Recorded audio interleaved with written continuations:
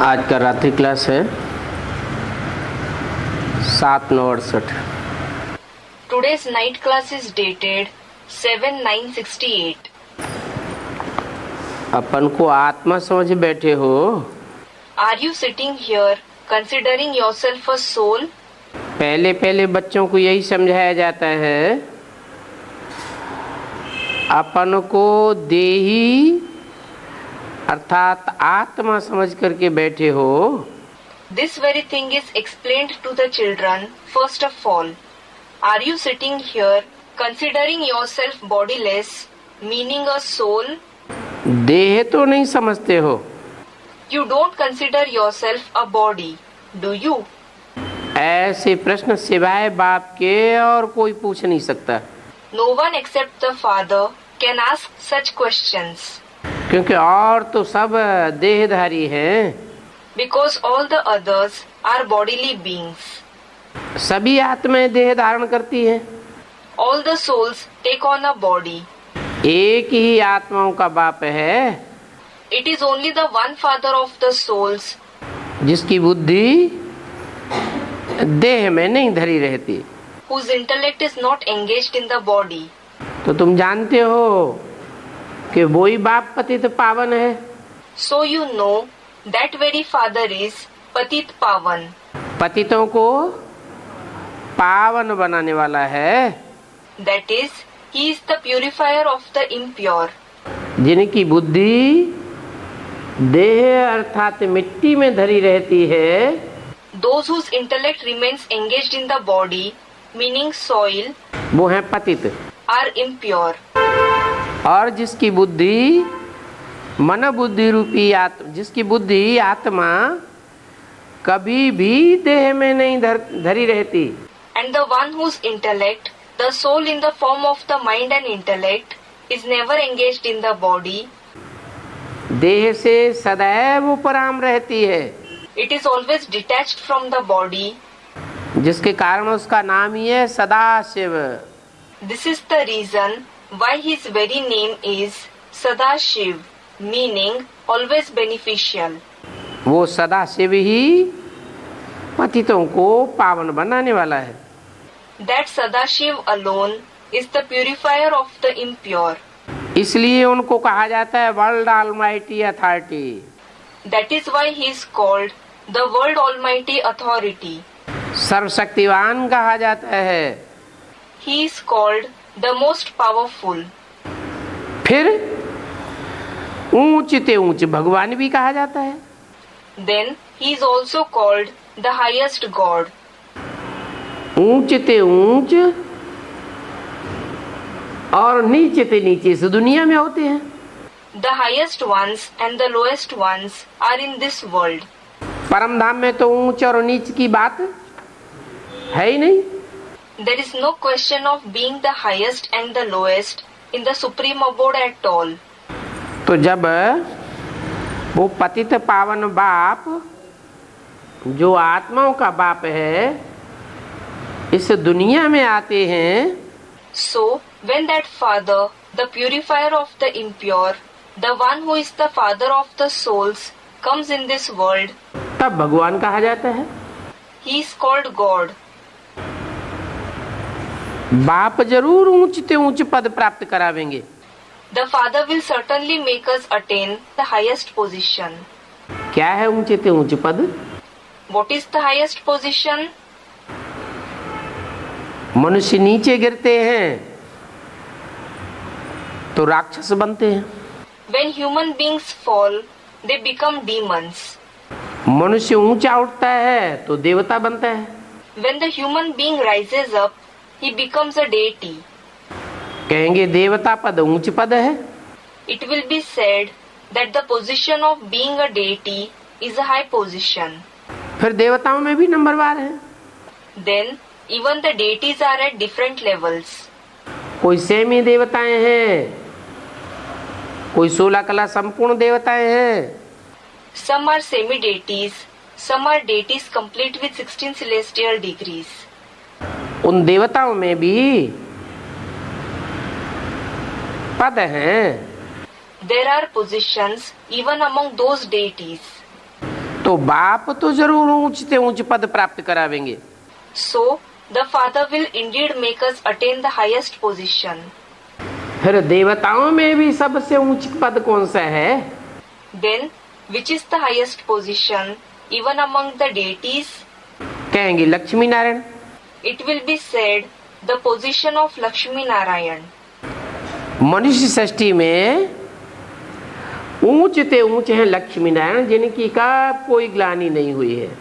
In the human world, Lakshmi Narayan are the highest who have never been defamed.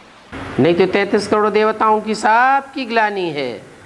Otherwise, all the 33 crore, meaning 330 million deities, have been defamed. Lakshmi Narayan की कोई ग्लानि शास्त्रों में भी नहीं है। Lakshmi Narayan haven't been defamed even in the scriptures. कहेंगे वो है ऊंचे से ऊंच 16 कला संपूर्ण देवता। It will be said that they are the highest. They are the deities, complete with 16 celestial degrees. फिर उनको भी बनाने वाला कौन? Then, who is the one who makes them that? Narayan को नर से नारायण बनाने वाला कौन? Who transforms Narayan into Narayan from a man? Student, the Supreme Father, Supreme Soul Shiv. अगर कहें शिव, तो शिव तो बिंदु का नाम है। If it is said that it is Shiv, then Shiv is the name of the point. बिंदु तो बिंदु बनावेगा, Will the point make us into a point? या देवता बनावेगा? Or will it make us into a deity? Students, it will make us into a point. Doctor doctor बनावेगा, A doctor will make someone into a doctor. Engineer engineer बनावेगा, An engineer will make someone into an engineer. वकील वकील बनावेगा। And a lawyer will make someone into a lawyer. जो सदैव बिंदु है, The one who is always a point, ज्योति बिंदु है, सदैव आत्मा है, the point of light, who is always a soul, सदैव आत्म की स्थिति में रहने वाला है, वो क्या बनाएगा? who always stays in the soul conscious stage, what will he make us into? बिंदु आत्मा बनाएगा। He will make us into a point soul. निराकारी निर्विकारी निरहंकारी बनाएगा। He will make us incorporeal, viceless and egoless. बनाना किसको होता है? Who has to be reformed? है? बनाना उसको होता है जो बिगड़ता है। The one who has to be reformed is the one who is spoiled. बिगड़े हुए को बनाना होता है। Someone who is spoiled has to be reformed. जो कभी बिगड़ा ही नहीं, उसको बनाने की बात ही नहीं। There is no question of reforming someone who is never spoiled at all. जो सबसे जास्ती बिगड़ता है, उसको सबसे जास्ती बनाया जाता है। The one who is spoiled the most is reformed the most. तो इस मनुष्य सृष्टि में आते हैं वो सुप्रीम सोल शिव, जो सदैव निराकार है, ज्योति बिंदु है, वो बिगड़े थे बिगड़े मनुष्य में प्रवेश करते हैं। So, when the Supreme Soul Shiv, the one who is always incorporeal, the point of light comes in this human world, he enters the most spoiled human being. बड़े से बड़े कामी कांटे में आते हैं और उसको आकर बड़े से बड़ा फूल बनाते हैं। He enters the biggest lustful thorn and makes him the biggest flower after coming. तो बीच में क्या बनाते हैं फिर? So, what does he make him into in between? बड़े से बड़ा फूल, The biggest flower. उसका नाम क्या है? What is its name? है king flower. The king flower. फूलों में ऐसा फूल जो सब फूलों का राजा कहा जाता है। It is such a flower among all the flowers, which is called the king of all the flowers. बड़ा फूल है, बहुत बच्चों वाला है। It is a big flower with a lot of children. उसमें पंखुड़ियां भी बहुत होती है It also has many petals और बहुत चीजें पैदा करता है। and produces a lot of things. वो फूल भी है, It is a flower. उससे सब्जी भी बनती है, It is also used as a vegetable. उसमें फल भी निकलता है, उसमें बीज भी निकलते हैं। It produces fruits as well as seeds. बीज कौन से? Which seeds? कमलगट्टा कहा जाता है, They are called kamalgatta. जिसको भूनने से वो क्या बन जाता है? What does it become when it is roasted? Makhana. Makhana, the seed of the water lily, Anesley spinosa. It is fried and eaten, being regarded as strengthening. क्या कहते हैं तेलुगु में, क्या कहते हैं? What is it called in Telugu? एक मेवा होता है ना, It is a kind of dry fruit. There are dry fruits, aren't there? तो मेवा के बीच में वो भी एक मेवा है।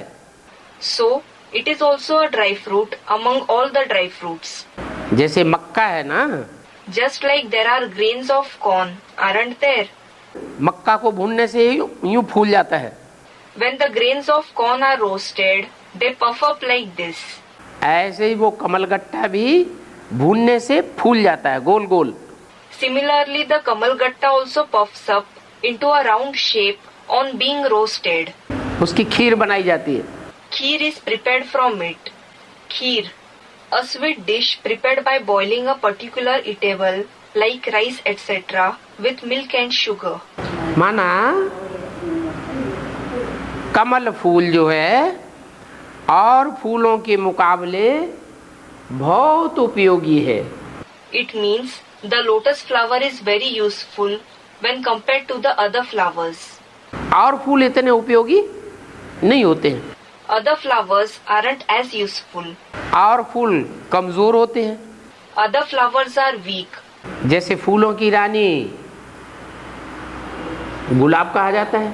For example, the rose is called the queen of the flowers. गुलाब की पंखुड़ी तो इतनी कोमल होती है, पानी में भी डाल के नहीं ऊपर उठा तो बिखर जाए। The petals of the rose are so delicate that though you just put the flower in water and take it out like this, the petals will shed off and scatter. कीचड़ की तो बात ही नहीं। There is no question of putting the rose in mire at all. और कमल का फूल होता ही है कीचड़ में, While the lotus flower grows in mire itself. और 1 महीने रखा रहेगा, उसकी पंखड़ी कोमलाती नहीं है। And even if it is kept out of water for 1 month, its petals don't wither. और फूल तो कुमला के सूख के बराबर हो जाते। The other flowers wither, dry up and are destroyed. तो ऐसा पावरफुल फूल है। So it, that is the lotus, is such a powerful flower. King flower कहा जाता है। It is called the king flower. माने कीचड़ का भी उसको संग का रंग नहीं लगता। It means it isn't colored even by the company of mire. ऐसा फूल शिव ज्योति बिंदु बाप आकर के बनाते हैं। Shiv, the point of light father comes and makes us into such a flower. क्या What? वो डायरेक्ट आकर के देवता नहीं बनाते। He doesn't make us into deities directly after coming. क्या बनाते हैं? What does he make us into? भगवान आते हैं तो भगवान भगवती बनाते हैं। When God comes, he makes us into God and Goddess. Bhagwati से भी ऊंच पद है भगवान। Which position is even higher than that of Goddess? The position of God. तो भगवान भगवान ही बनावेंगे। So, God will certainly make us into God. परंतु वास्तव में भगवान तो एक होता है। But actually, there is just one God. भगवान दो नहीं हो सकते। There can't be two gods. एक ही भगवान है जिसको ऊंच ते ऊंच कहा जाता है। There is only one God who is called the highest. अगर दो हो तो ऊंच ते ऊंच थोड़ा ही कहा गया है। If there are two gods, he can't be called the highest. इसलिए बोला कि ऐसा बाप जरूर ऊंच ते ऊंच पद प्राप्त करावेंगे। That is why it was said that such a father will indeed make us attain the highest position. ऊंच ते ऊंच पद है ये Lakshmi Narayan, The highest position is of these Lakshmi Narayan. परंतु इस समय तो ये लक्ष्मी नारायण नहीं है दुनिया में, हैं? But presently, these Lakshmi Narayan don't exist in the world. Do they? कोई लक्ष्मी नारायण है? Are anyone Lakshmi Narayan? 16 कला संपूर्ण सर्वगुण संपन्न संपूर्ण हिंसक मर्यादा पुरुषोत्तम, जिसकी कोई ग्लानि न होती हो। The ones who are complete with 16 celestial degrees, complete with all the virtues, completely non-violent, Maryada Purushottam, meaning best among the souls in following the code of conduct, who aren't defamed at all. ऐसा कोई लक्ष्मी नारायण है? Is anyone such Lakshmi Narayan? और कहें है तो, लेकिन अभी दिखाई नहीं पड़ता है। If someone says they do exist, but they can't be seen now, मर्ज है फिर इमर्ज हो जाएगा। they are merged now, they will emerge later on. तो कहेंगे कि नहीं है। So it will be said that they don't exist now. अगर कहें है तो फिर वो गुण तो दिखाई नहीं पड़ते। If it is said that they exist now, but those qualities can't be seen. कौन से गुण? Which qualities? सर्वगुण संपन्न 16 कला संपूर्ण संपूर्ण हिंसक मर्यादा पुरुषोत्तम, ये गुण तो दिखाई पड़ते ही नहीं। The qualities of being complete with all the virtues, complete with 16 celestial degrees, completely non-violent, Maryada Purushottam, can't be seen at all. और ही उल्टा है। Rather, it is the contrary. क्या? What? जो नारायण सर्वगुण संपन्न होता है, The Narayan, who is complete with all the virtues, वो ही नारायण बनने से पहले क्या होता है? जस्ट पहले। what is he before? Just before becoming Narayan? पहले नारायण बनेगा या नारायण बनने से पहले भी कोई रूप होता है? Will he become Narayan first, or does he have some other form before becoming Narayan? हैं? कृष्ण रूप होता है। Someone said Krishna. Does he have the form of Krishna? अरे बच्चा अलग होता है, बच्चा रचना है, क्रिएशन है। Arey, the child is a different soul. The child is the creation, और क्रिएटर अलग होता है, बाप अलग और बच्चा। and the creator is different. The father is different, and the child is different. बच्चा और बाप को एक कर देंगे क्या? नहीं। Will you combine the child and the father? No. तो कृष्ण की तो बात ही नहीं। So, it isn't about Krishna at all. क्या होता है नारायण बनने से पहले? हैं? नर। What is he, that is Narayan, before becoming Narayan? Someone said, a man, Nar. Nar? नर तो नरक बनाता है। Nar certainly creates Narak, meaning hell. हैं? हाँ, अरे अगर किंग फ्लावर है तो वो किंग फ्लावर किस रूप में है? क्या नारायण के रूप में है? Student, a flower. Yes, if he is the king flower, in which form is he that king flower? Is he that flower in the form of Narayan? Narayan को तो भव्य मंदिर बनाए जाते हैं। Magnificent temples of Narayan are built. Narayan के मंदिर में कितनी प्योरिटी होती है? There is so much purity in the temple of Narayan. होती है ना? There is, isn't there? वहाँ कोई गंध होता है क्या? है? नहीं। Is there any dirt there? No. जहाँ नारायण का वास होगा वहाँ कोई भी अधूरी आत्माएं होंगे ही नहीं। There won't be any incomplete soul at all where Narayan resides. वो तो नई दुनिया में होंगे या पुरानी दुनिया में होंगे? Will he, meaning Narayan, be in the new world or in the old world? नई दुनिया में। In the new world. और भगवान शिव ज्योति बिंदु निराकार इस दुनिया में आकर के जो बनाता है पहले पहले,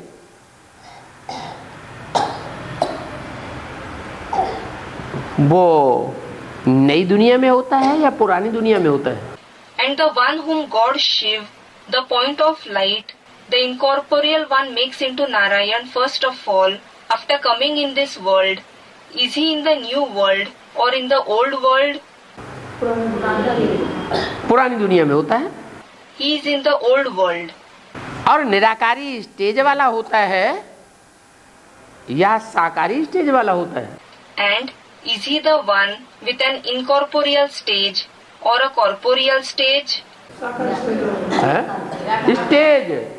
Student, a corporeal stage. Huh? Stage. निराकारी स्टेज वाला होता है। He is the one with an incorporeal stage. जितना निराकारी स्टेज वाला होगा उतना हल्का होगा या भारी होगा? The more he has an incorporeal stage, accordingly, will he be lighter or heavier? अगर फूल है तो हल्का होगा। Students, lighter. If he is a flower, he will be light. अवस्थाएं हैं ना, There are stages, aren't there? अनुभव में आती है ना। They are experienced, aren't they? जो भी ब्राह्मण हैं सबको अनुभव में तो आता है कि हमारा मन कब हल्का रहता है। All the Brahmins do experience when their mind is light, हमारी आत्मा कब हल्केपन के अनुभव करती है। when their soul experiences lightness, बुद्धि कब अनुभव करती है हल्केपन का? when the intellect experiences lightness. शरीर भी हल्का हल्का महसूस होता है तो कहेंगे हल्का। When the body also feels light, he will be said to be light. और कभी बहुत भारी हो जाता है While sometimes it becomes very heavy. तो उसे हल्का थोड़ा ही कहेंगे। So, it won't be called light. माना जितना ज्यादा देहभान होगा उतना भारीपन महसूस होगा और जितना आत्म की स्थिति पक्की होगी उतना हल्कापन महसूस होता है। It means the more there is body consciousness, the more heaviness you will feel. And the more the soul conscious stage is firm, the more you feel light. तो वो बड़े से बड़ा फूल तो है, So, he is certainly the biggest flower. लेकिन पुरानी दुनिया कीचड़ में रहने वाला है। But he is the resident of the old world, the Maya. Lakshmi Narayan तो नई दुनिया में रहने वाले हैं। And Lakshmi Narayan, they are the residents of the new world. तो जस्ट लक्ष्मी नारायण जो उपाधि है, लक्ष्मी नारायण नर से नारायण बनते हैं, लेकिन बीच में क्या है? So, as regards the title Lakshmi Narayan do become Narayan from a man and Lakshmi from a woman. But what are they in between? है? बीच में है जो उपाधि मिलती है निराकार ज्योति बिंदु शिव से भगवान भगवती की। In between, they are the ones who receive the title of God and Goddess from the incorporeal point of light Shiv. वो निराकार आकर के क्या बनाते हैं? What does that incorporeal one make us into after coming? निराकार बनाते हैं। He makes us incorporeal. निराकारी स्टेज वाला बनाते हैं। He makes us the ones with an incorporeal stage. Narayan को साकार कहेंगे या निराकार कहेंगे? Will Narayan be said to be corporeal or incorporeal? है? Student, corporeal. नारायण को क्या कहेंगे? What will Narayan be called? है तो साकारी दुनिया में ना। He is certainly in the corporeal world, isn't he? साकारी दुनिया में है, He is in the corporeal world. साकारी दुनिया में होते हुए भी 16 कला संपूर्ण है, सर्वगुण संपन्न है, और भगवान की ये टाइटल नहीं है। But despite being in the corporeal world, he is complete with 16 celestial degrees, complete with all the virtues. But this isn't the title of God. क्या? What? 16 कला संपूर्ण अगर भगवान बन जाएगा तो जो कलाहीन है उनसे टक्कर कौन लेगा? If God becomes complete with 16 celestial degrees, who will confront those who are devoid of celestial degrees? सर्वगुण संपन्न अगर भगवान बन जाएगा, If God becomes complete with all the virtues, जो तो इस दुनिया में दुर्गुणों से भरे पूरे हैं, उनसे टक्कर कौन लेगा? who will confront those who are filled with bad traits in this world? भगवान अगर संपूर्ण निर्विकारी बन जाएगा, If God becomes completely viceless, तो दुनिया में जो बड़े बड़े विकारी हैं, उन विकारियों से टक्कर कौन लेगा? who will confront the most vicious ones in the world? कोई लेगा? Will anyone else confront them? लोहे से लोहा काटा जाता है और कांटे से कांटा निकाला जाता है। Iron is cut by iron, and a thorn is removed by another thorn. इसलिए इस विकारी दुनिया को समाप्त करने के लिए कोई भी महात्मा, पंडित, विद्वान, आचार्य, देवता वो काम नहीं कर सकता। This is why no great soul, pandit, scholar, teacher, or a deity can perform the task of destroying this vicious world. कोई भी धर्म पिता, इतना पावरफुल धर्म पिता आए, No religious father, so many powerful religious fathers came, जिनको दुनिया में इतनी बड़ी बड़ी जनरेशन अपना बाप मानती है, who are considered as the father by huge generations, meaning population in the world. वो धर्म पिताएं भी Even those religious fathers पुरानी दुनिया का विनाश, आसुरी दुनिया का, दुर्गुणों वाली दुनिया का विनाश नहीं कर सके। weren't able to destroy the old world, the demonic world, the world with bad traits. वो काम कोई नारायण नहीं करता है। Narayan doesn't perform that task. कौन करता है? Who performs it? हैं? Student Prajapita. हाँ, वो मनुष्य सृष्टि का पिता जो ऐसी निराकारी स्टेज धारण करता है जिसे भगवान का टाइटल मिलता है। Yes, it is performed by the father of the human world who attains such an incorporeal stage that he receives the title of God. Title मिलता है नहीं। He just receives the title of God. He isn't that in reality. जैसे कोई school का principal होता है, For example, there is a principal of a school और principal चला जाए लंबे टाइम की छुट्टी पर, साल 2 साल के लिए, and if he goes on a long time leave for a year or two, तो उसके स्थान पर जो भी बैठेगा then whoever sits in his position, वो टेम्परेरी प्रिंसिपल होगा will he be a temporary principal या परमानेंट प्रिंसिपल होगा?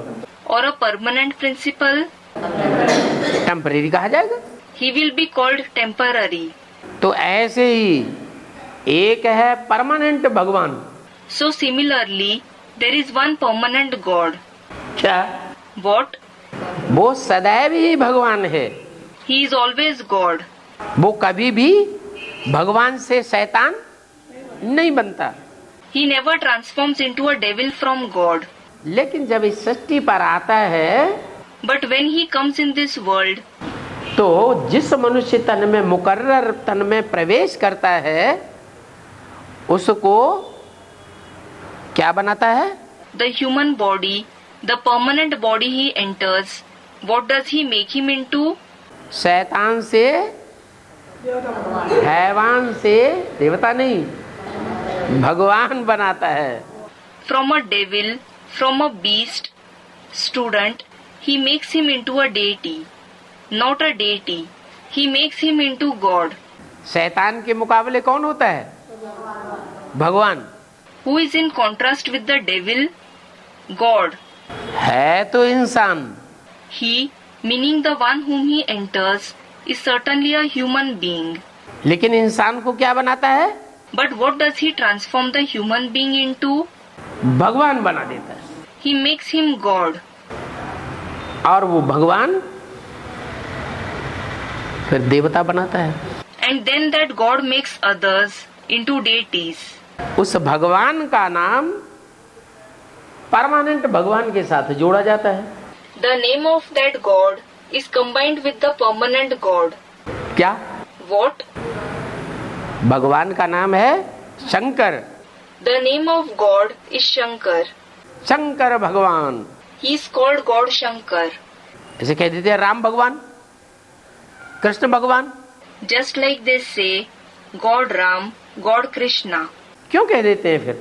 Why do they say this then? अगर शंकर ही भगवान है या भगवान का टाइटल धारी है, फिर राम भगवान शंकर भगवान क्यों कह देते हैं? If Shankar himself is God or the title holder of God, then why do they say God Ram, God Shankar? हैं? इसलिए कह देते हैं कि पर्सनालिटी तो एक ही होती है. They say this because there is certainly just one personality. उस एक ही पर्सनालिटी में जो परमानेंट भगवान है, तीसरा नेत्र शिव, सदा शिव, वो भी प्रवेश करके पार्ट बजाता है. The permanent God, the third eye, Shiv, Sadashiv enters that single personality and plays the part through him. और जिसका अपना शरीर है, जिस आत्मा का अपना शरीर है, वो राम वाली आत्मा भी उसमें प्रवेश करके पार्ट बजाती है. And the one to whom that body belongs, the soul to whom that body belongs, that soul of Ram also enters him and plays a part. इसलिए राम को भी भगवान कह दिया है. That is why Ram is also called God. अरे भक्ति मार्ग में राम को भगवान कह देते हैं कि नहीं? अरे, do they call Ram God in the path of bhakti or not? कह देते हैं. They do. और फिर कृष्ण वाली आत्मा ठीक उसके सर के ऊपर बैठी हुई है. And then the soul of Krishna is sitting right on his head. तो जो सर के ऊपर बैठा हुआ है, तो वो उससे ऊंचा हुआ या नीचा हुआ? So, is the one who is sitting on his head higher than him or lower than him? उससे भी ऊंचा हो गया. He will be higher than him. भले ऐसे दुनिया में होता है कि बाप कभी कभी अपने से पैदा हुए बच्चे को भी प्यार में आके क्या करता है? Though it happens in the world, what does the father do sometimes out of love for the child to whom he gave birth? Sir माथे पर बैठा लेता है. He sits the child on his head. और sir माथे पर कोई अकेले कृष्ण की सोल ही नहीं, And not just the soul of Krishna sits on the head, और भी 8 आत्माएं हैं. but there are 8 more souls. क्या? What? अष्टदेव हैं. They are Ashtadev, meaning 8 deities. जिनको सर माथे पर ही नहीं, एकदम चोटी पे जाके बैठा देता है. Whom he doesn't just sit on the head, but on the topmost part of the head. सिर्फ 8 है या कृष्ण की ही बात नहीं है. It isn't just about the 8 deities or Krishna.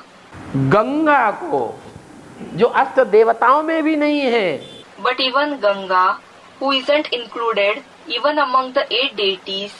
क्या? What?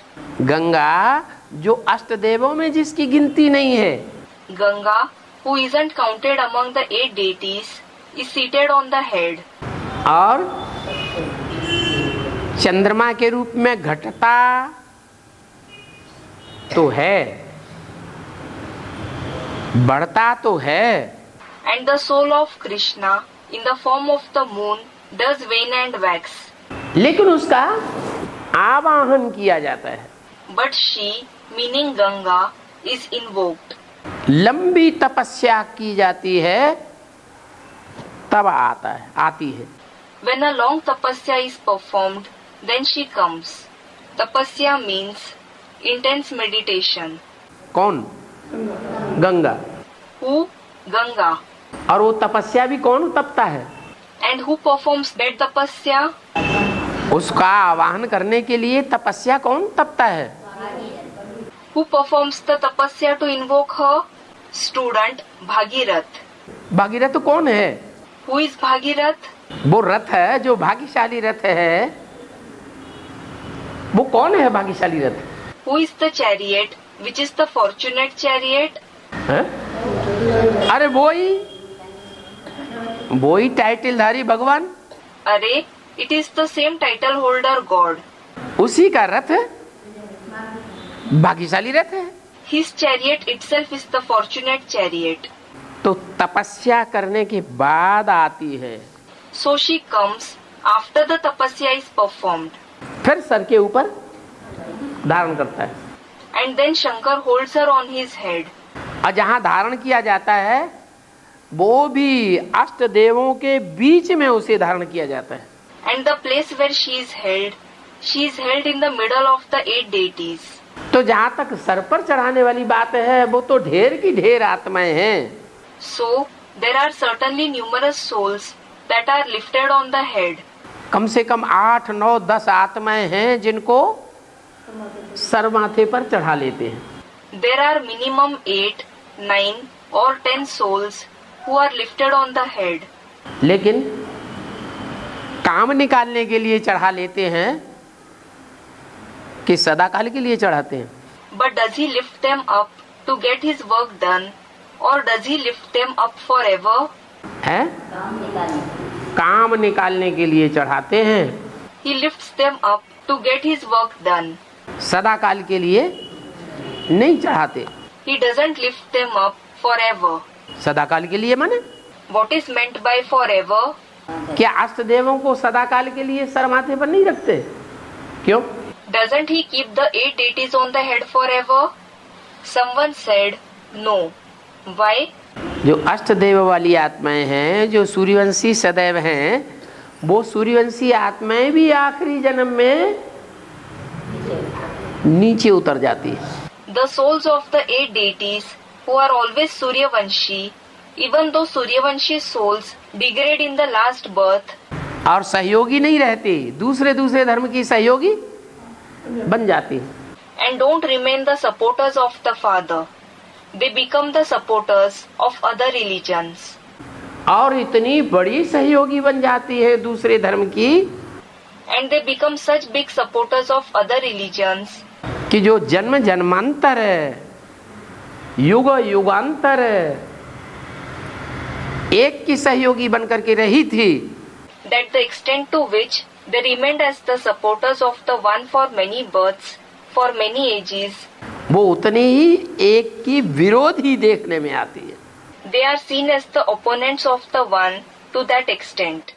विरोधाभास में टक्कर लेती है। They clash with the one in opposition to him. तो देखो, सर माथे पर चढ़ने का इसका मतलब ये नहीं हुआ कि सर माथे पर चढ़ाई लिया तो कोई हमेशा के लिए ऊंचा हो गया। So look, climbing on the head doesn't mean that if someone is placed on the head, he becomes high forever. गाय की पूजा करते हैं, क्यों करते हैं? The cow is worshipped. Why is it worshipped? हैं? गाय की पूजा क्यों करते हैं? कुछ कारण होगा। Why is the cow worshipped? There must be some reason. किस लिए करते हैं? Why is it worshipped? हैं? अरे गाय क्या देती है? अरे, what does a cow give? दूध देती है। It gives milk. दूध एक ऐसा पदार्थ है जिसमें सब प्रकार के विटामिन्स, खनिज मौजूद रहते हैं। Milk is such a product which contains all kinds of vitamins and minerals. और दूसरा कोई पदार्थ दुनिया में ऐसा नहीं है And there is no other product in the world जो इतना आसानी से पच सके और सब प्रकार से पोषण कर सके जिंदगी भर। that can be digested so easily and can nourish the body in every way throughout the life. दूध एक ऐसा पदार्थ है, Milk is a product like this. वो भी भैंस का या बकरी का या उटनी का नहीं, That too, not the milk of a female buffalo, a she-goat or a female camel, किसका दूध? गाय का दूध। but whose milk? Cow's milk. क्योंकि गाय एक सात्विक जानवर है। Because the cow is a sattvic animal. Sattvic means endowed with the quality of sattva, true, genuine, honest. जानवरों के बीच में गाय बहुत सात्विक माना जाता है। The cow is considered to be the most sattvic among all the animals. वो सात्विक जो जानवर है गाय, वो भी कभी तमो प्रधान बनता होगा कि नहीं बनता होगा? Does that sattvic animal cow also become tamopradhan at some point of time or not? Students, it does. क्योंकि नियम है, दुनिया की हर चीज तमो प्रधान भी बनती है और सतो प्रधान भी बनती है। Because it is a rule that everything in the world becomes tamopradhan as well as satopradhan. तो वो दूध देने वाली गाय भी दूध नहीं देती है, लात चलाती है, तो क्या करते हैं? So, when the milk yielding cow doesn't yield milk but it kicks, what is done to it? कुछ करते हैं कि नहीं? Is anything done or not? अरे पहले तो उसको चिरौरी करते हैं, अच्छा अच्छा खिलाते हैं, पिलाते हैं। Array, initially it is pleased. It is fed good food and drink. खिलाने पिलाने से मान जाए तो लात बांधने की जरूरत नहीं पड़ती है। If it agrees to give milk by feeding it and making it drink, there is no need to tie its legs.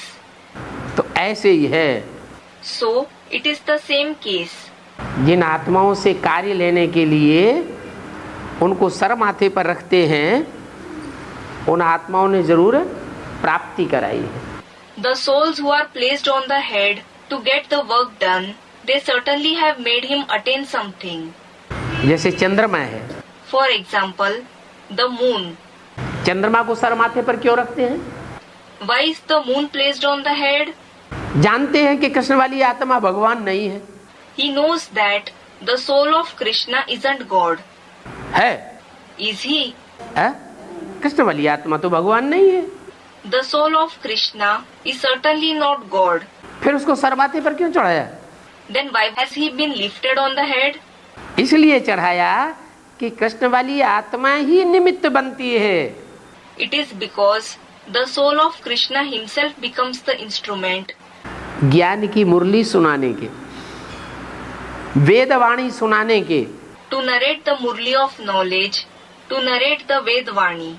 अगर वो वेदवाणी ना आई होती तो राम वाली आत्मा भगवान का टाइटलधारी बन सकती है क्या? Hadn't that Vedvani been narrated, could the soul of Ram have become the title holder of God? है? नहीं बन सकती। Student, no, he couldn't have become that. इसलिए कृष्ण वाली आत्मा को भी सर माथे पर रखते हैं। That is why the soul of Krishna is also placed on the head. ऐसे ऐसे जघन्य अपराध हो जाते हैं अज्ञान काल में, Such grave sins are committed in the period of ignorance, जो शास्त्रों में गाए हुए हैं चंद्रदेव के द्वारा, by the deity moon, which have been mentioned in the scriptures. उन अपराधों को भी माफ कर देती है, फिर भी उनको सर माथे पर रखती है। Even those sins are forgiven, and he places him on the head. लेकिन इन सब बातों के बावजूद भी But despite all these things, जो भगवान का परमानेंट टाइटल है वो और दूसरी आत्माओं को नहीं मिलता जितना शंकर को मिलता है। no other soul except Shankar receives the permanent title of God. नाम क्या पड़ा? What is he named? Shankar नाम क्यों पड़ा? Student, Shankar. Why is he named Shankar? है? तीन आत्माओं का संकरण है। It is because He is the mixture of three souls. ऐसे तो परिवार बहुत बड़ा है, As such, the family is very big. लेकिन खास तीन आत्माएं तो एक ही व्यक्तित्व में प्रवेश करके पार्ट बजाने वाली है। But especially three souls enter the same personality and play their role through him. इसलिए नाम शंकर है। That is why his name is Shankar. और शंकर को भगवान कहा जाता है। And Shankar is called God. भगवान का जो रूप है वो पूजा जाता है मंदिरों में। The form of God is worshipped in the temples. लेकिन वो रूप दो प्रकार का है। But that form is of two types. क्या? What? कैसा कैसा रूप है? Which are the two forms? कैसे? Student said something. How? एक शंकर मूर्ति के रूप में और एक लिंग रूप में। One is in the form of the idol of Shankar and the other is in the form of the ling. Ling means oblong shaped stone worshipped as the form of Shiv in the path of bhakti. जो लिंग है वो निराकारी stage का प्रतीक है। The ling is the symbol of the incorporeal stage. क्या? What? लिंग बड़ा है या छोटा है? Is the ling big or small? लिंग तो बड़ा है। The ling is certainly big. तो भगवान जो भगवान का टाइटलधारी है उसकी मूर्ति भी बड़ी होती है। So God, the one who holds the title of God, his idol is also big. शरीर भी बड़ा है। His body is also big. लेकिन शरीर बड़ा होने के बावजूद भी प्रैक्टिस करते करते, अभ्यास करते करते, पुरुषार्थ करते करते कैसी स्टेज धारण करता है? But despite the body being large, what stage does he attain by practicing and making purusharth continuously? निराकारी स्टेज। ऐसी निराकारी स्टेज जिसमें ना हाथ का अनुभव, ना पांव का अनुभव, ना कान का अनुभव। The incorporeal stage. He attains such an incorporeal stage in which there is no experience of having hands, neither of having feet, nor of having ears. नौ इंद्रियों में से किसी भी इंद्रिय का अनुभव ही नहीं होता। He doesn't experience the presence of any indriya from among the 9 indriya at all. Indriya means literally organs, including karmendriya, meaning parts of the body used to perform actions, and jnanendriya, meaning the sense organs. जब अनुभव ही नहीं होता तो उन इंद्रियों से सुख और दुख का भी अनुभव नहीं होता। When he doesn't experience their presence at all, there is no experience of happiness and sorrow through those indriya either. जैसे किसी व्यक्ति को बर्फ की सिल्लियों पर लेटा दिया जाए और ऊपर से बर्फ की सिल्लियां रखी जाए। For example, a person is made to lie on slabs of ice and slabs of ice are placed on him. तो इंद्रियों से छटपटाएगा कि नहीं छटपटाएगा? Then will he become restless through his indriya or not? हैं? छटपटाएगा ना?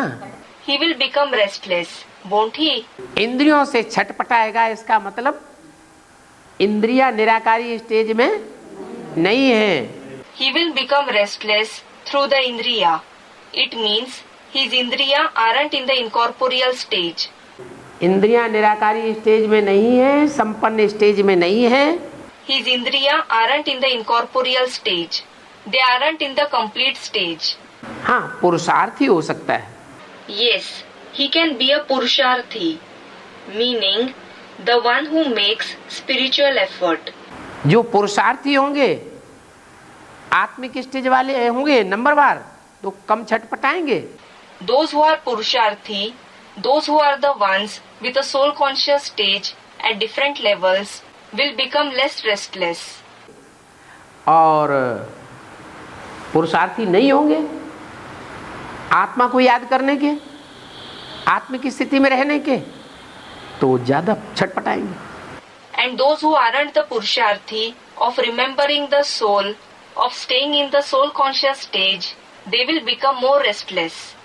मतलब ये हुआ कि जो लिंग यादगार है वो संपूर्ण निराकारी स्टेज की यादगार है। It means that the ling is the memorial of the complete incorporeal stage. और जो पूजा होती है मंदिरों में वो संपूर्ण रूप की होती है या अधूरे रूप की होती है? And is the complete form worshipped in the temples or is the incomplete form worshipped? Students, the complete form. संपूर्ण रूप की होती है। The complete form is worshipped. कोई भी देवताएं हों, छोटे देवताएं हों, बड़े देवताएं हों, They may be any deity, they may be insignificant deities or great deities. 8 की माला के हों, 108 की माला के हों, 16,108 की माला के हों, Whether they belong to the rosary of the 8 beads or the rosary of the 108 beads or the rosary of the 16,108 beads. सहयोगी आत्माएं हों भगवान के कार्य में, Whether they are the souls who are cooperative in the task of God, जो ब्रह्मा की 1000 भुजाएं गाई हुई हैं, the ones who are famous as the 1,000 arms of Brahma, कोई भी हो, no matter who they are, लेकिन जब तक उनकी संपन्न स्टेज नहीं बनी है, until they have attained the complete stage, संपूर्ण निराकारी स्टेज नहीं बनी है, the completely incorporeal stage, 63 जन्मों के देहधारियों के साथ जो हिसाब किताब बने हैं वो हिसाब किताब खलास नहीं हुए हैं। until the karmic accounts with the bodily beings for 63 births have ended, अर्थात कर्मातीत अवस्था जब तक नहीं बनी है तो कहेंगे अधूरे। meaning until they have attained the karmatit stage, meaning the stage beyond karma, they will be called incomplete. निराकारी स्टेज नहीं बनी, They haven't attained the incorporeal stage. क्यों? हिसाब किताब है तो हिसाब किताब देह के द्वारा पूरा किया जाएगा या आत्मा फुदुक फुदुक के पूरा करेगी? Because until there are karmic accounts, will the karmic accounts be settled through the body or will the soul settle them by jumping? है? शरीर चाहिए ना, The body is required, isn't it? हिसाब किताब पूरा करने के लिए जरूर शरीर चाहिए। The body is definitely required to settle the karmic accounts. तो वो शरीर की जब तक स्मृति है तब तक हिसाब किताब पूरे रहते हैं। So, as long as there is the remembrance of the body, there are karmic accounts to be settled. अब जब सब शरीर की स्मृति से आत्मा परे चली जाए, कैसे परे चली जाए? And when the soul goes beyond the remembrance of the body, it should go beyond like what? ऐसे परे चली जाए जैसे कि पृथ्वी के वायुमंडल से पार स्पेस होता है। It should go beyond, just like there is space beyond the atmosphere of earth. ये रॉकेट वगैरह है ना, ये छोड़े जाते हैं तो ये पृथ्वी के वायुमंडल से भी पार चले जाते हैं। When these rockets and so on are released, they go even beyond the atmosphere of the earth. हाँ, पार चले जाने के बाद उनको आकर्षण नहीं रहता है पृथ्वी का। Yes, after going beyond, they aren't attracted towards the earth anymore. मिट्टी का, इस देह रूपी मिट्टी का कोई आकर्षण उनको खींच नहीं सकता। No attraction of the soil. This soil in the form of the body can pull them. ऐसे ही 63 जन्मों के देहधारियों के कर्म बंधन के जो संस्कार आत्मा में पड़े हुए हैं, Similarly, the sanskars of the karmic bondages of the bodily beings that have been filled in the soul for 63 births, वो संस्कार तब तक खींचते हैं जब तक देहधारियों का जो 63 जन्म का हिसाब किताब पूरा नहीं होता है। those sanskars pull us till our karmic accounts of 63 births are settled with the bodily beings. जैसे जैसे जिन जिन आत्माओं का निराकारी स्टेज का हिसाब किताब पूरा होता जाता है, Whichever soul, whenever settles the karmic accounts of the incorporeal stage, वो आत्माएं उन देहधारियों के आकर्षण से परे चली जाएगी। That soul will go beyond the attraction of those bodily beings. परे चली जाएगी माने कर्मातीत स्टेज हो जाएगी। It will go beyond means it will attain the karmatit stage. उन कर्मातीत स्टेज में जाने वालों में जो नंबर 1 निकलती है आत्मा, The number 1 soul among those who go in the karmatit stage, उसी को भगवान का टाइटल मिल जाता है। it itself receives the title of God. तो बताया ऊंच ते ऊंच भगवान जरूर ऊंच ते ऊंच बनावेंगे। So it was said, the highest God will certainly make us high. दुनिया इन बातों को नहीं जानती है। The world doesn't know these topics. इस दुनिया में ऊंच ते ऊंच पद किसका हुआ? Whose position is the highest in this world?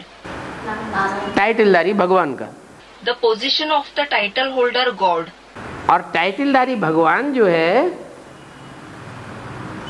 उसको कहा जाता है Shankar. And the title holder God is called Shankar.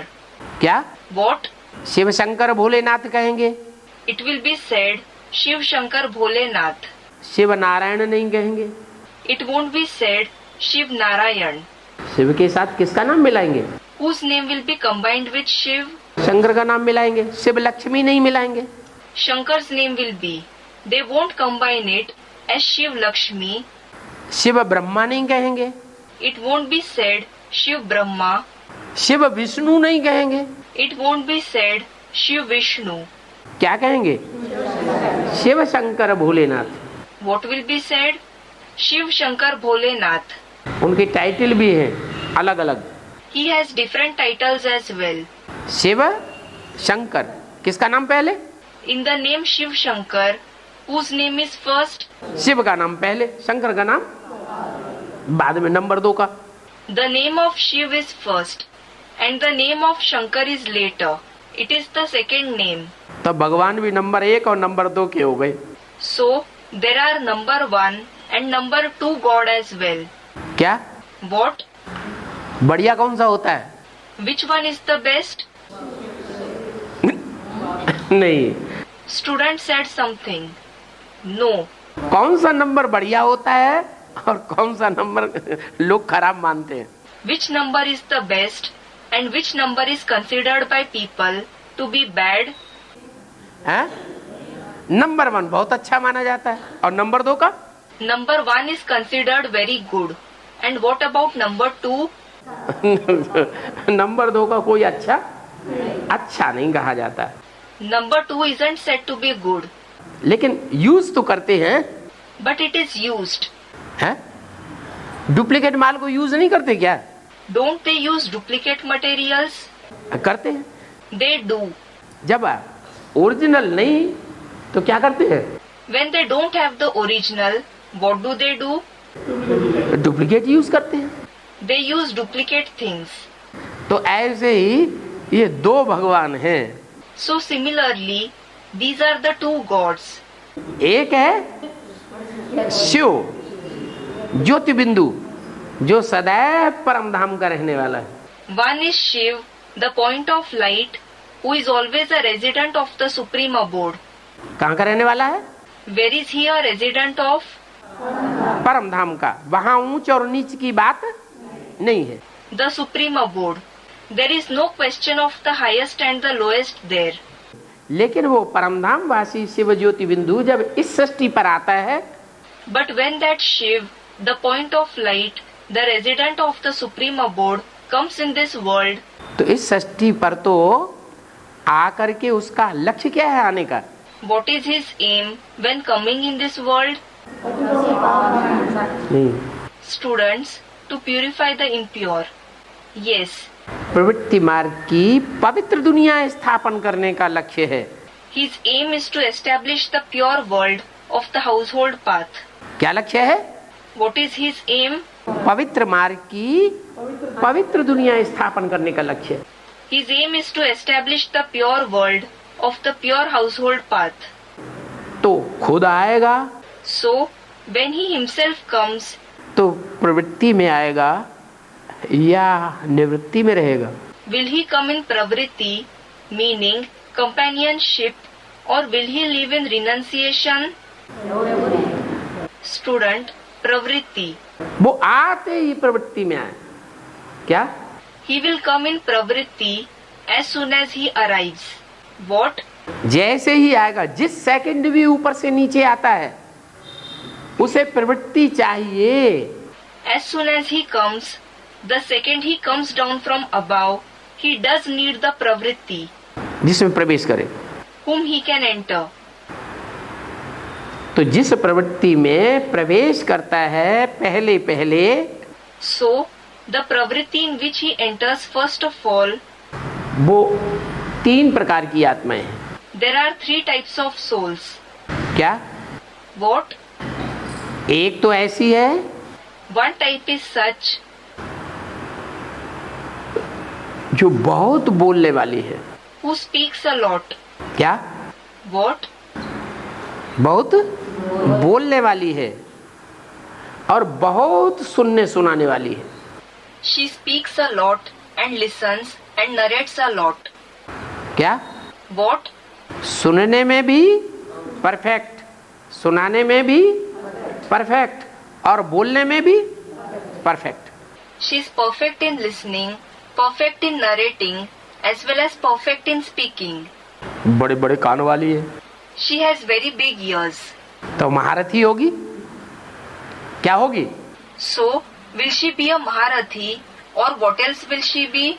Maharathi means literally elephant rider, a great warrior. जरूर महारथी होगी। मुख से बोलना, कान से सुनना और कान से सुनाना। She will certainly be a Maharathi in speaking through the mouth, listening through the ears, and narrating in others' ears. दूसरी ऐसी है The second type is such जो कुछ बोलने से पहले थोड़ा सोचती है। who thinks a little before speaking something. क्या? What? किसी की बात जो सुनी वो सुनकर के धारण करने से पहले कुछ सोचती है। Whatever she heard from someone, before imbibing it after listening, she thinks a little. तो सुनाने से पहले भी सोचेगी और बोलने से पहले भी सोचेगी। So, she will think before narrating what she heard as well as before speaking. लेकिन फैसला नहीं कर पाती। But she isn't able to decide anything. क्या? What? ऐसे होते हैं ना कोई कोई, There are some people like this, aren't there? सुन लेंगे, सुना लेंगे, बोल भी लेंगे, लंबे चौड़े भाषण दे लेंगे।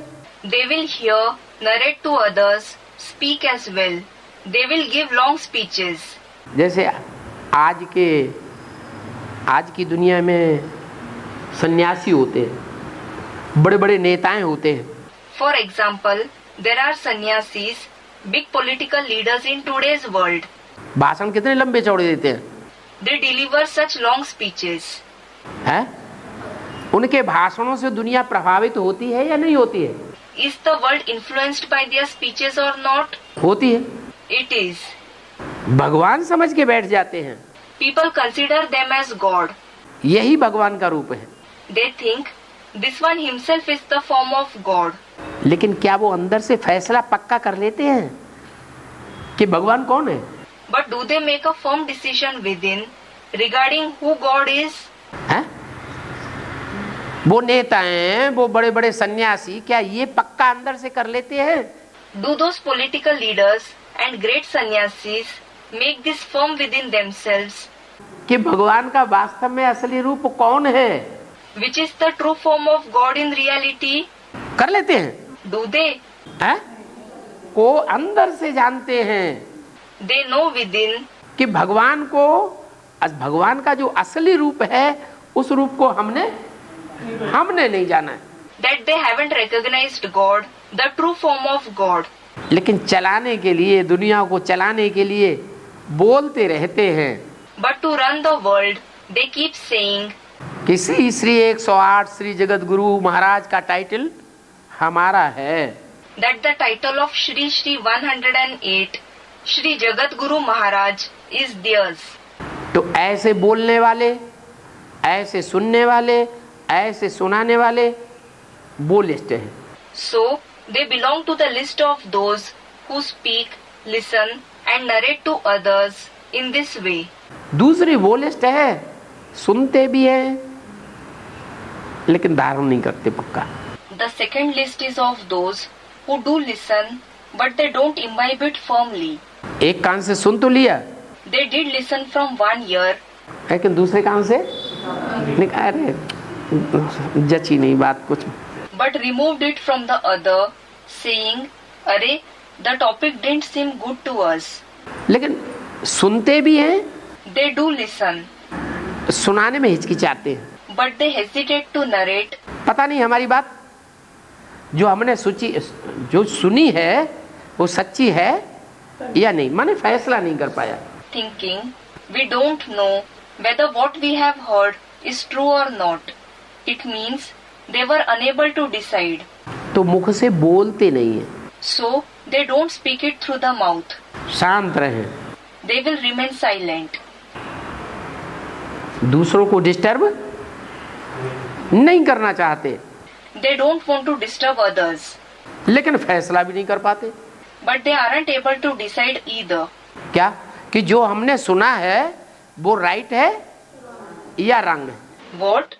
Whatever they have heard, is it right or wrong? दूसरी तरह की वो आत्माएं हैं। They are the second type of souls.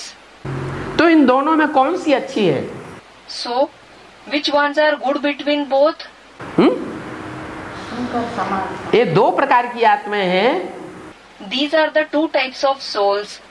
इनमें कौन सी अच्छी कहे और कौन सी बेकार कहे? Which ones will be called good between them and which ones will be called worthless? है क्या?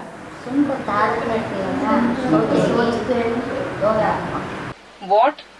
Student, those who imbibe after listening, सुन के सोच कर धारण करके है, फैसला नहीं कर पाते हैं। after listening, student, those who listen, think and imbibe, they aren't able to decide. फैसला नहीं कर पाती वो श्रेष्ठ है, Those who aren't able to decide are elevated, लेकिन दूसरों को सुनाती नहीं, but they don't narrate what they heard to others. क्योंकि खुद फैसला नहीं कर पाया। और तीसरी वो है सुनती है और फट से फैसला करती है। Because they themselves weren't able to decide. And the third type of souls are those who listen to something and take a decision immediately. ये राइट ये रंग, This is right and that is wrong. माने उनकी निर्णय करने की शक्ति बहुत तीखी होती है। It means their power of decision is very sharp. निर्णय करना इसमें first class. They are first class in taking a decision. फैसला किया They take a decision. और जब फैसला कर लिया कि ये राइट ये रंग, तो दूसरों को सुनाने में भी कोई तकलीफ नहीं। And when they have taken a decision, this is right and that is wrong, there is no trouble in narrating it to others either. सुना भी दिया, They narrated it as well. सुन लिया, फैसला भी कर लिया, दूसरों को सुना भी लिया। They listened, took a decision as well as narrated to others. लेकिन प्रैक्टिकल जीवन में धारण नहीं कर सकती। But they can't imbibe it in their life in practice.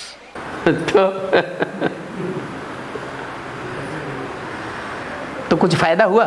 So, then is there any use? Student, no. तीनों से कुछ फायदा हो सकता है दुनिया का? Can there be any benefit to the world through all the three? तीनों प्रकार की आत्माओं से दुनिया का कुछ फायदा हो सकता है? Can there be any benefit to the world through all the three types of souls? क्या What? है? क्यों? Student said, no. Why? आज है?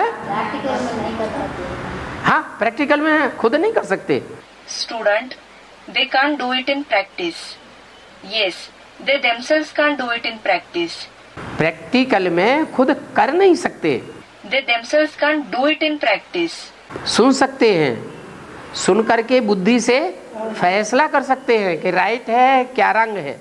They can listen, they can decide through the intellect what is right and what is wrong after listening. और जो फैसला किया वो दूसरों को सुना भी सकते हैं, लेकिन खुद प्रैक्टिकल जीवन में धारण नहीं कर सकते। And they can also narrate to others what they decided, but they themselves can't imbibe it in their life in practice. तो वो तीसरे प्रकार के। So they are the third type of souls.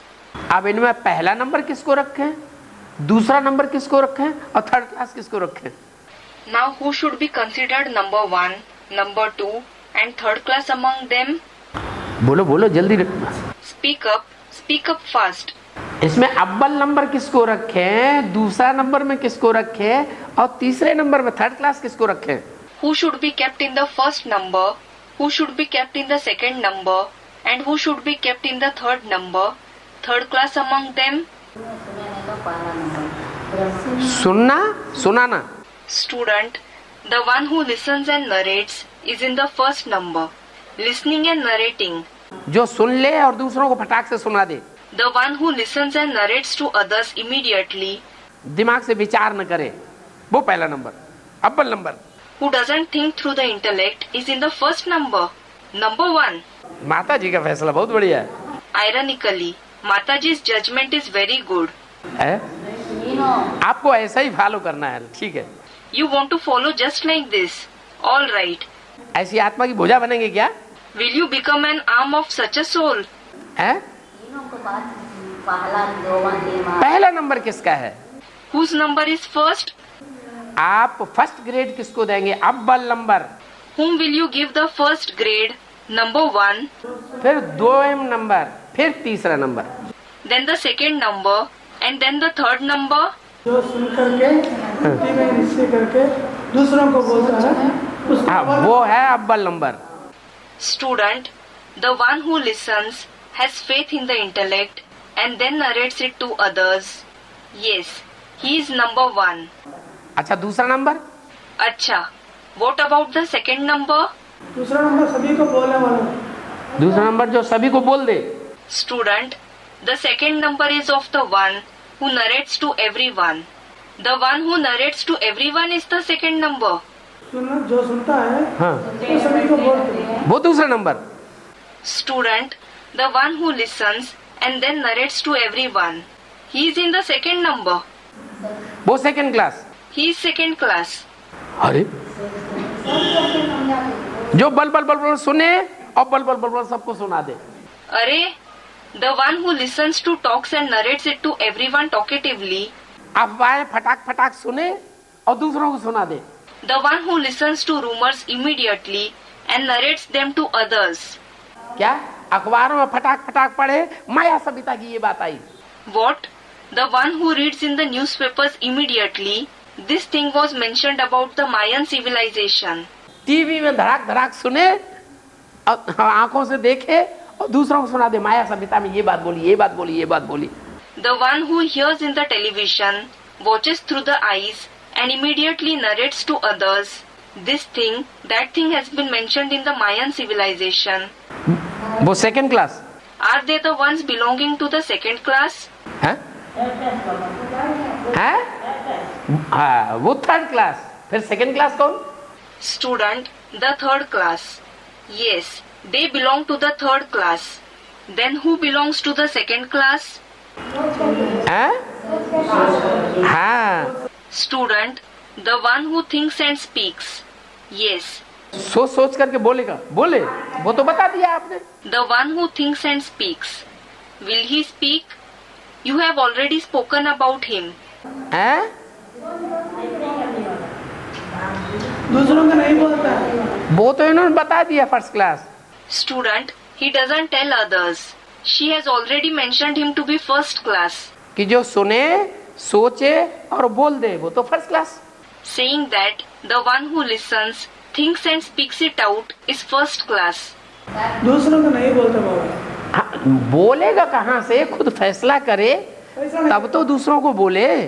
Student, Baba, he doesn't narrate to others. Yes, how will he speak? When he himself takes a decision, only then will he tell others. फैसला ही नहीं किया, He didn't take a decision at all. सुन लिया। If he just listened, सुन लिया माने जिसने भी कान पकड़ा वो बात अंदर पहुंच गई।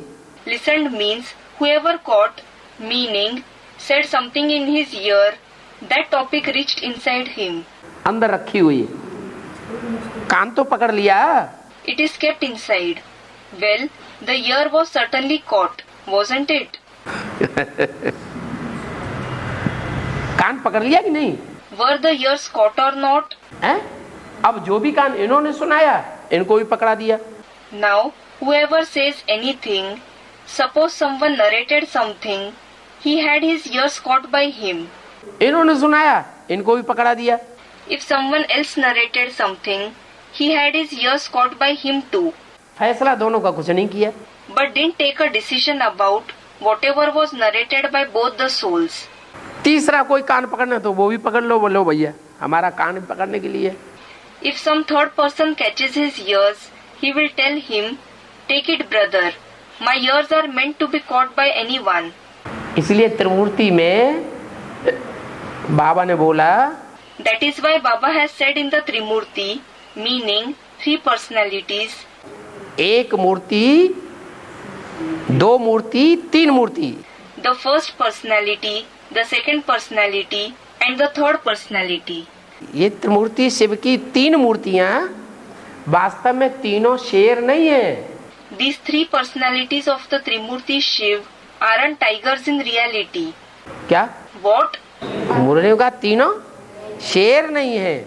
It has been said in Murli that all the three aren't tigers. एक शेर है, एक बकरी है, One is a tiger, one is a goat, एक घोड़ा है। and one is a horse. क्या What? घोड़ा, घोड़े पर कोई सवार हो जाए और लगाम हाथ में न हो, If someone rides on a horse, but the reins aren't in his hands, बुद्धि रूपी हाथ में लगाम न हो तो घोड़ा क्या करेगा?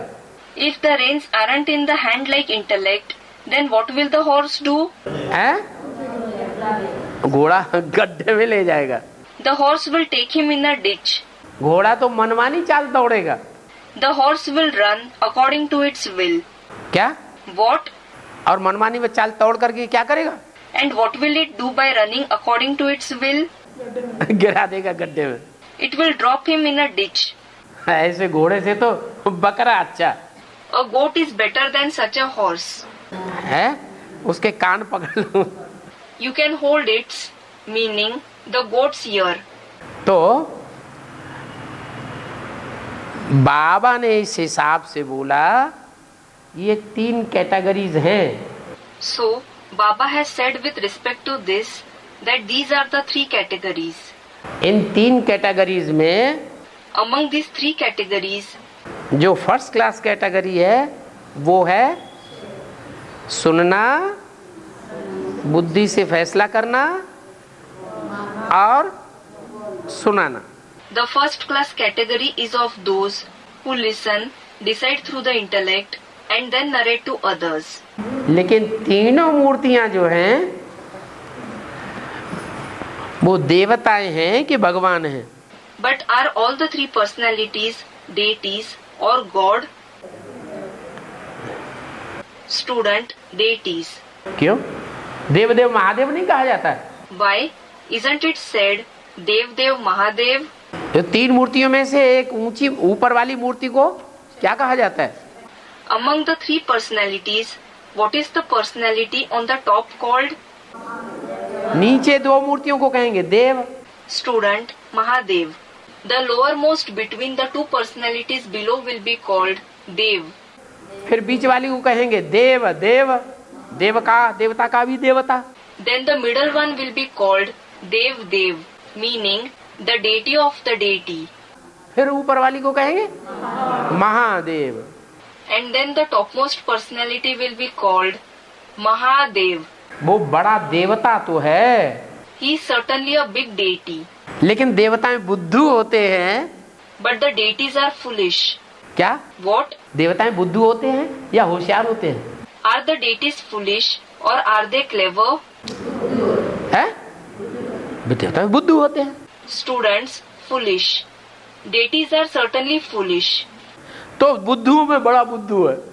So, he, meaning Mahadev, is the most foolish among all the foolish ones. क्या है What is he? शंकर? क्या है What is Shankar? बुद्धुओं में बड़ा बुद्धू। The most foolish among all the foolish ones. अरे हंस रहे? Arey, you are laughing. क्यों नहीं है? Why? Isn't he that? अरे बुद्धुओं में बड़ा बुद्धू नहीं है? Arey, isn't he the most foolish among all the foolish ones? हाँ माता जी, हाँ है, क्यों नहीं है? Mataji is saying, yes, he is. Why not? कैसे कह दिया बुद्धुओं में बुद्धू है? How was it said that he is foolish among the foolish ones? हैं? बुद्धिमानों की बुद्धिमान है, बुद्धिमानों की बुद्धि है। Student, he is the most intelligent among the intelligent ones. He is the most intelligent among the intelligent ones. He is the intellect of the intelligent ones. जो देवताएं हैं उन देवताओं में बड़ा देवता महादेव वो बुद्धिमानों की बुद्धि है। Is Mahadev the biggest deity among all the deities, the intellect of the intelligent ones? हाँ? कि सबसे बड़ा बुद्धू है? Or is he the greatest fool? हाँ? हाँ, Student, the father Shiv enters him. Yes. जो बुद्धिमानों की बुद्धि है वो तो सुप्रीम सोल शिव है। In fact, the supreme soul Shiv is the intellect of the intelligent ones. क्या What? वो बुद्धिमानों की भी बुद्धि है। He is the intellect of even the intelligent ones. वो सुप्रीम सोल जब तक उसमें प्रवेश न करे तब तक वो बुद्धि से कोई फैसला नहीं कर पाता। Until that supreme soul enters him, he isn't able to take any decision through the intellect. अरे कर पाता है क्या? है? Is he able to? कर लेता है फैसला कि वास्तव में भगवान कौन है? Does he take any decision regarding who is God in reality? भगवान जो ओरिजिनल भगवान है वो कौन है? वो फैसला कर लेता है। Does he take a decision regarding who is God, the original God? है? नहीं। No. जैसे दुनिया अंधश्रद्धा अंधविश्वास के ऊपर चलती रही, अपने मनमाने तरीके से चलती रही, Just like the world continued to follow blind faith and blind devotion, it continued to live according to their own will. वैसे वो आत्मा भी 63 जन्म नीचे गिरती है या ऊपर उठती है? Does that soul also fall, or does it rise in the 63 births?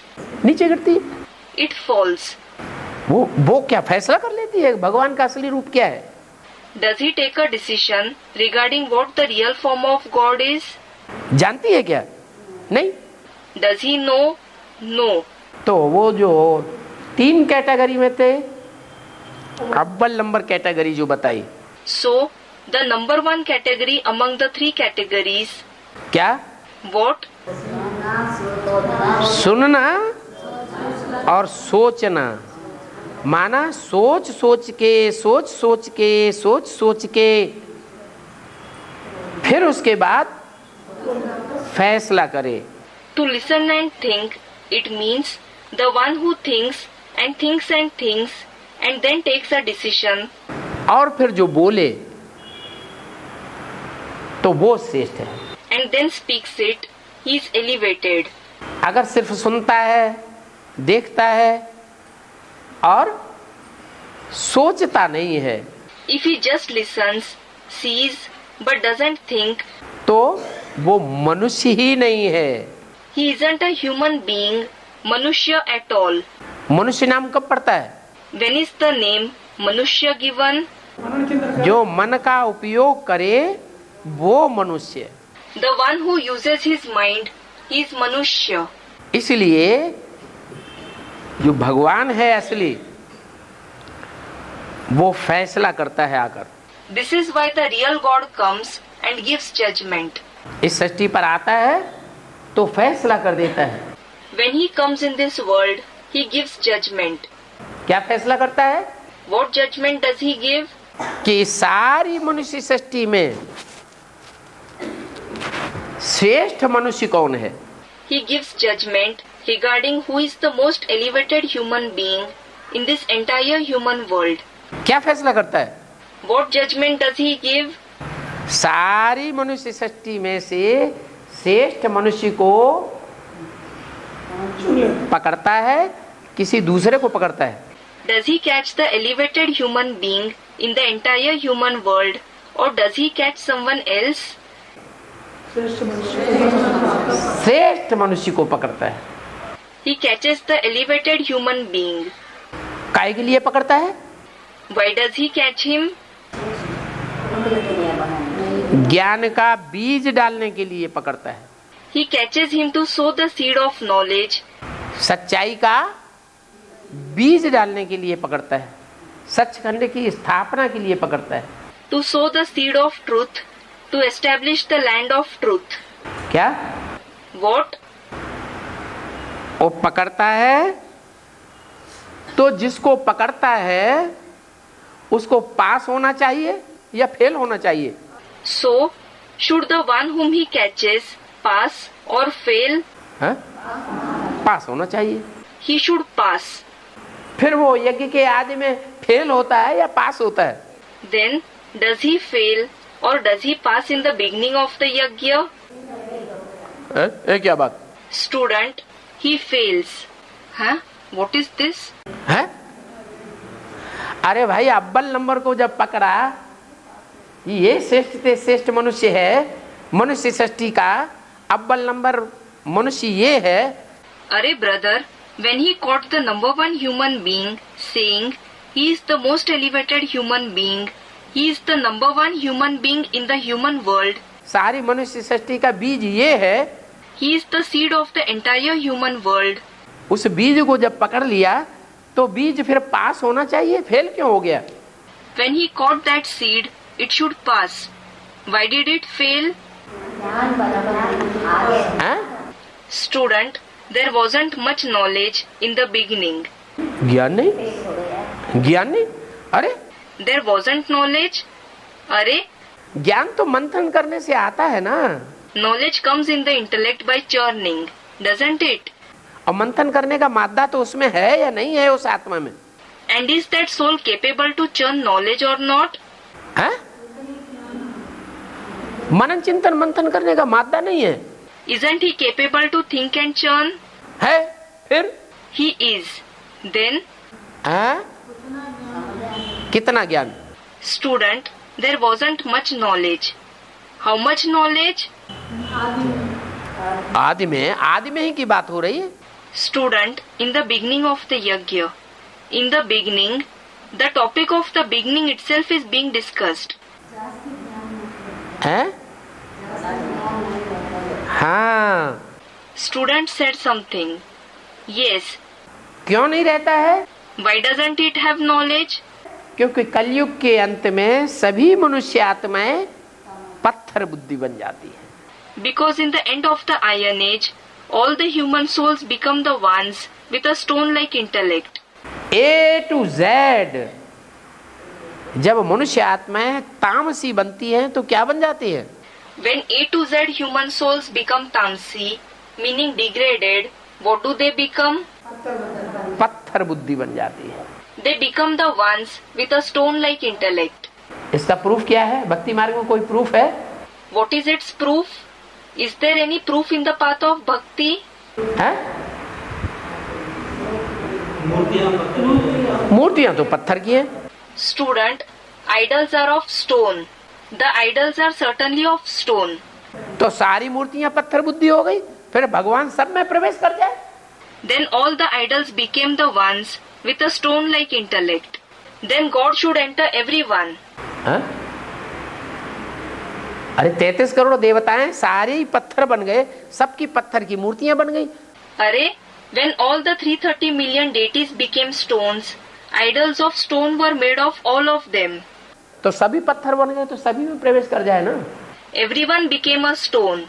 So, he should enter everyone, shouldn't he? हाँ, ऊंच कौन है फिर? Student, the highest one. Then, who is the highest? और कैसे पता चले इन मूर्तियों में 33 करोड़ मूर्तियां हैं, इनमें ऊंच कौन है?